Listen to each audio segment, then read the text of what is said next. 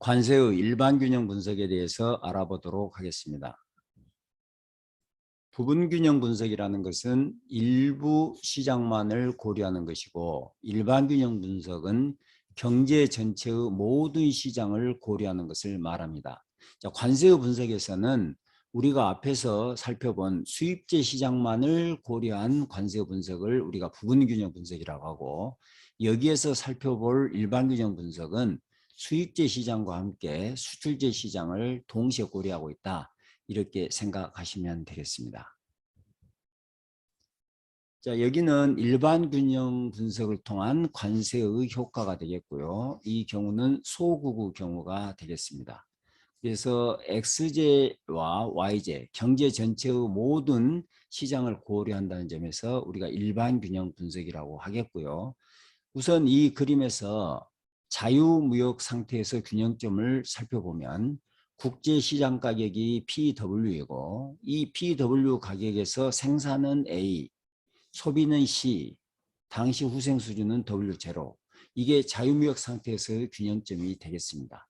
그래서 A에서 생산해서 C에서 소비를 하니까 이 나라는 X제를 수출하고 Y제를 수입하는 나라구나 하는 것을 알 수 있겠고요.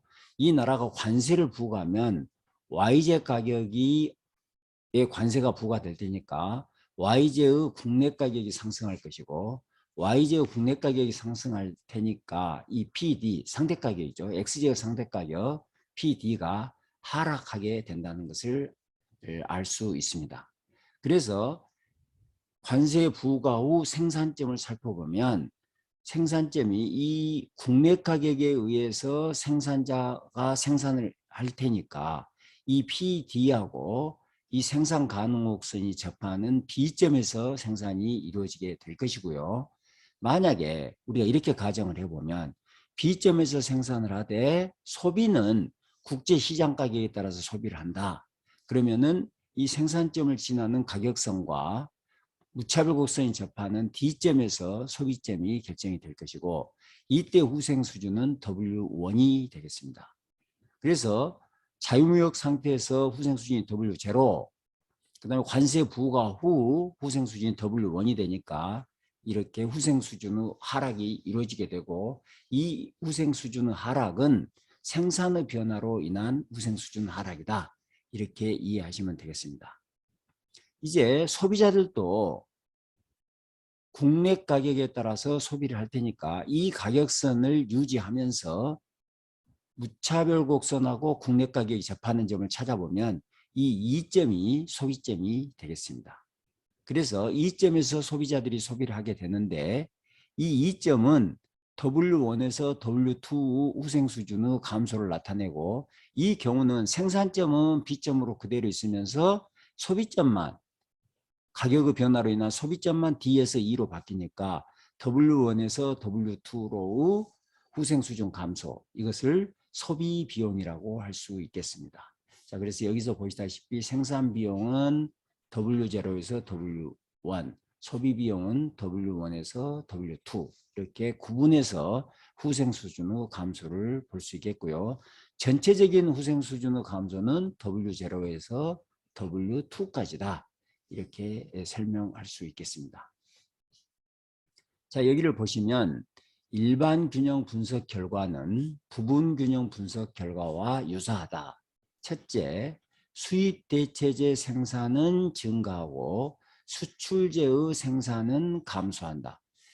A에서 생산하다가 B에서 생산하니까 수출제의 생산은 이렇게 감소하게 되고, 수입 대체제인 Y제의 생산이 증가한다는 것을 볼 수 있겠습니다. 두 번째로는 수입제의 소비가 감소하고 교역량이 감소한다. 과거 자유무역 상태에서는 수입제의 소비가 여기였는데, 자유무역 관세 부과 후 수입제의 소비는 2점이니까 수입제의 소비가 이렇게 감소한다는 것을 알 수 있겠습니다. 그리고 교역량은 A점에서 생산해서 C점에서 소비를 했는데, 자유무역 상태에서는요, 관세 부과 이후에는 B점에서 생산해서 2점에서 소비하니까 교역량이 이렇게 감소한 거죠. 그래서 교역량이 감소했다 하는 것을 볼 수 있습니다. 세 번째는 후생 수준이 감소하며 이는 생산 비용과 소비 비용으로 구분된다. 그러니까 A점에서 B점은 생산 왜곡이 발생하는 거죠. 가격을 교정함으로써. 그래서 후생의 감소가 W0에서 W1이고 또 D에서 E로는 생산은 그대로 있는데 가격만 소비자들에게 가격만 PW에서 PD로 가격을 바꿨더니 소비점이 D에서 E로 바뀌면서 W1에서 W2로 후생 감소 이것이 소비 비용이 된다. 이렇게 설명하면 되겠습니다. 다음은 대국에서 관세를 부과하면 교육 조건이 개선된다는 것을 살펴보도록 하겠습니다. 지금 이게 외국의 오포곡선, 이게 우리나라 오포곡선. 이 우리나라 오포곡선은 Y 수입,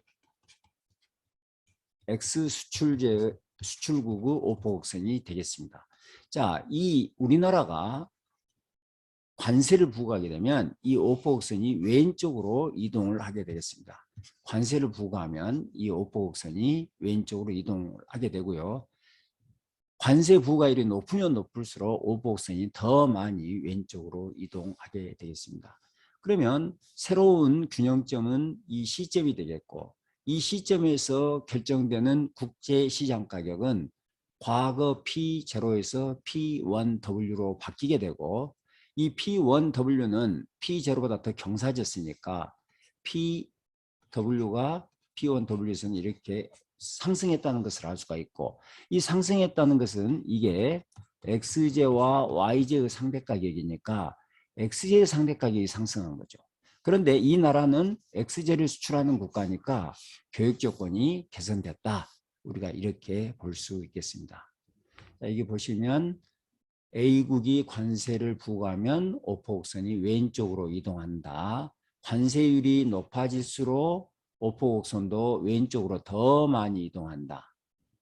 그 결과 A국의 교육 조건이 개선된다. 다시 말해서 XJ의 상대 가격, 이 나라는 XJ 수출국인데 XJ의 상대 가격이 올라갔으니까 교육 조건이 개선됐다. 이렇게 볼 수 있겠고 대국이 관세를 부과하면 수입제의 국제시장 가격이 하락하기 때문이다. XJ 가격이 올라갔다기보다는 관세를 부과하니까 이 YJ의 가격이 이 나라가 큰 나라다 보니까 대국이니까 그런 겁니다. YJ의 상대 가격이 하락함으로써 전체적으로 이 교육 조건이 개선되어 갔다. 이렇게 여러분들이 이해하시면 되겠습니다.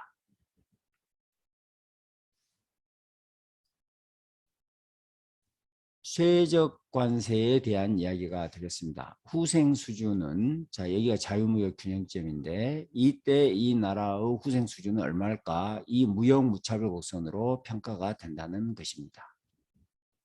그리고 이 나라가 관세를 부과하면 앞에서 살펴봤듯이 오포곡선이 이렇게 이동하게 되고 새로운 균형점은 B점이 되고 B점에서 후생 수준은 I1이 됩니다. 자 그런데 이 나라가 교육 관세를 더 많이 부과하면 이 오포곡선이 이쪽으로 이동하게 되지만 이쪽으로 이동하면 새로운 균형점이 여기가 되겠죠? 여기가 되면 여러분 보시다시피 이렇게 원점을 지나는 이 점을 지나는 직선을 그어보면 교육 조건이 더 개선된다는 것을 알 수가 있습니다. 관세율이 높을수록 교육 조건이 더 많이 개선이 되는 거죠. 하지만 이 점에서 무역무차별 곡선을 그려보면 이렇게 이 B점에서보다 오히려 후생 수준이 떨어지는 것을 알 수가 있습니다. 다시 말해서 관세율이 너무 높으면 후생 수준이 오히려 감소한다는 거예요. 자, 그 이유는 교육 조건이 개선돼서 이익이 발생하긴 하지만 이익이 더 많이 발생하는 거죠. 이쪽으로 가면. 하지만 소비 왜곡과 생산 왜곡이 커지니까 부분 균형에서 말하는 B 플러스 D의 손실이 커지니까 오히려 후생 수준이 감소한다. 이렇게 볼 수 있겠습니다. 그러면 후생 수준을 가장 극대화시키는 관세율은 뭐냐? 그건 바로 B점이 되겠습니다. 이보다 이 무역무차별 곡선을 평가되는 이보다 후생 수준을 더 증가시킬 수 있는 방법은 없는 거죠. 그래서 이 B점에서 관세율을 우리는 최적 관세율이라고 하고 이 최적 관세율은 어떻게 계산이 되는 거는 외국의 수출 공급탄, 이게 외국 수출 공급탄력성이거든요. 외국 수출 공급 탄력성의 역수로 나타나게 됩니다. 그래서 외국 수출 공급 탄력성이 클수록 최적 관세율은 어떻게 되겠어요? 이게 커지면 낮아지는 거죠. 클수록 낮아진다. 근데 스몰 컨트리, 작은 나라의 경우에는 외국 수출 공급 탄력성이 이게 무한대죠. 무한대이기 때문에 이 최적 관세율이 제로가 된다. 그래서 소국의 최적적인 관세율은 관세를 부과하지 않는 거다. 뭐 이런 결론에 도달하게 되겠습니다. 그런데 상대국의 경우를 한번 그려보면, 상대국의 무역무차별에서 그려보면 여기에서는 이렇게 되는데 이쪽에서 무역무차별구성 그려보면 상대국은 이렇게 되니까 후생수준이 오히려 감소하게 되는 거죠. 상대국은 이쪽으로 가야지 후생수준이 증가하게 되는데, 그러다 보니까 상대국이 보복관세를 부과하게 될 것이고, 상대국이 보복관세를 부과하면 이게 아래쪽으로 이렇게 이동하겠죠. 그럼 여러분들 보시다시피 이렇게 보복관세를 부과했다 보면 균형점이 이렇게 바뀔 때니까 여기 A점하고 E점을 비교해보면 두 나라 모두 후생 수준이 하락한다는 것을 알 수가 있겠습니다. 자, 다시 정리해서 말씀드리면, 큰 나라가 관세를 부과하면 교육 조건이 개선되고 이 후생 수준이 증가할 수는 있겠지만, 상대국이 보복 관세를 부과하게 되면 두 나라 다 후생 수준이 오히려 하락하게 된다 하는 것을 보여주고 있습니다. 이것은 관세 보복 사례가 되겠는데요. 미국도 대국이고 중국도 대국이죠. 이 두 나라의 무역 분쟁 경과를 한번 살펴보도록 하겠습니다. 2017년부터 미국과 중국 간의 무역 갈등이 점점 확대되어 왔습니다. 이 무역 분쟁의 배경에는 미국의 대중국 무역 수지 적자가 굉장히 크다는 데 있습니다.